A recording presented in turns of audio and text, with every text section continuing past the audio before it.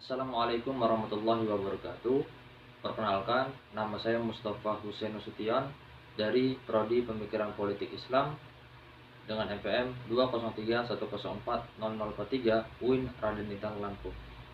Di sini saya akan membahas tentang transformasi budaya politik. Setiap negara tidak bisa dilepaskan dari sistem politik. Politik melekat dalam kehidupan masyarakat. Sikap-sikap politik masyarakat kemudian membentuk kebiasaan yang bernama budaya politik. Budaya politik merupakan hasil panjang dari pembelajaran, pemahaman, dan analisis politik yang dilakukan masyarakat dalam kurun waktu tertentu, yang menyebabkan budaya politik di setiap negara cenderung berbeda-beda. Budaya politik di Jerman akan berbeda dengan budaya politik di Amerika. Budaya politik Jepang akan berbeda dengan budaya politik Perancis.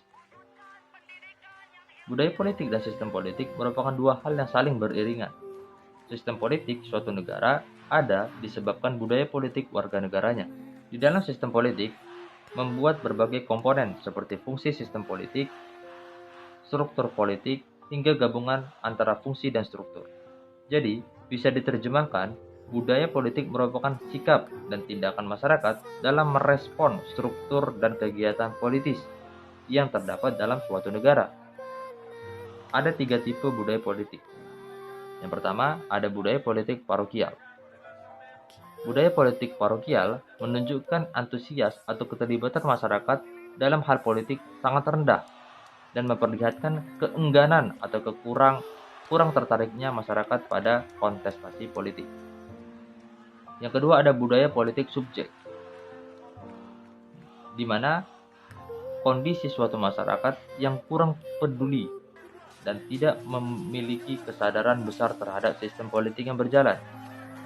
Di sini masyarakat cenderung tertarik pada penyelenggaraan politik, seperti menantikan kebijakan para penguasa atau pemangku kebijakan. Namun dalam hal proses politik seperti partisipasi dan keterlibatan sangatlah rendah. Yang ketiga ada budaya politik partisipan. Budaya ini menunjukkan suatu masyarakat yang sadar dan memberikan partisipasi besar dalam kontestasi politik di negaranya. Pada masa reformasi saat ini, budaya politik yang berkembang adalah budaya politik yang lebih berorientasi pada kekuasaan yang berkembang di kalangan para elit. Budaya seperti itu membuat struktur politik demokrasi tidak dapat berjalan dengan baik. Walaupun struktur dan fungsi-fungsi politik Indonesia mengalami perubahan dari era satu ke era selanjutnya, namun tidak pada budaya politiknya. Reformasi pada 1998 telah memberikan sumbangan bagi berkembangnya budaya politik partisipan.